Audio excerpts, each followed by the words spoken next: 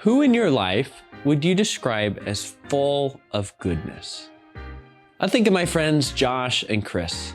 They're both people I love to see and just seem so warm to be around. When I walk away from a conversation with them, I can't help but feel encouraged, calm, just genuinely happy.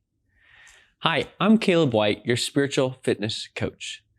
In a life following Jesus, we're called to bear fruit.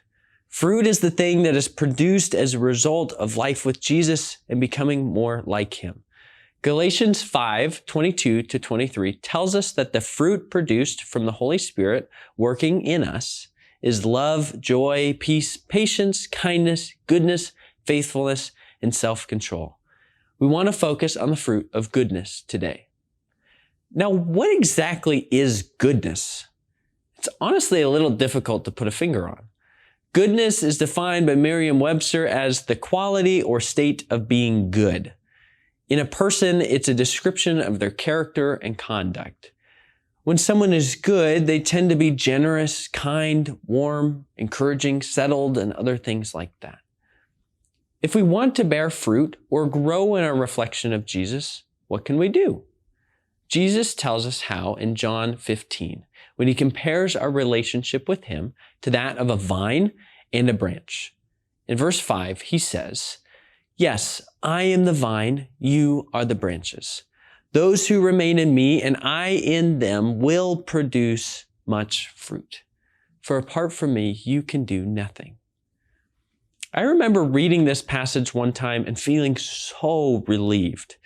I want to be fruitful and to keep growing in overall goodness like Jesus is, but I felt like I had to work so hard to produce all these things. But Jesus describes that the fruit on a vine branch comes through the work of the vine. If I simply stay attached to Jesus, I have a guarantee that I'll produce much fruit. Think about it. You never walk through a vineyard and hear grunting grapes. Grapes that are straining super hard to grow. They're just going, gotta grow, gotta grow, gotta grow. They simply grow because they're attached to the vine. The same is true for us. If we want to be described as a person full of goodness, we just need to remain attached to Jesus and let Him continue doing His work in us. We surrender to Jesus' will and to His instructions, leaving the results to Him. If we become detached, we wither. Withering is a good way to describe sin and what it does in our life. Sin and the withering it produces is the opposite of goodness. I heard it described like this. Sin makes us turn in on ourselves. It's distorting. It bends us and twists us into crookedness. We cannot thrive when we're withered, and we can't produce good fruit when we're sinning. So today, attach yourself to Jesus and remain connected to Him. Maybe you need to confess some sin in your life that's led you to detach yourself from His goodness.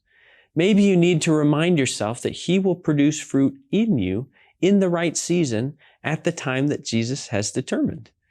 So be patient with yourself and with Jesus. Don't be a grunting grape, but instead be a gruntled, which means happily content grape.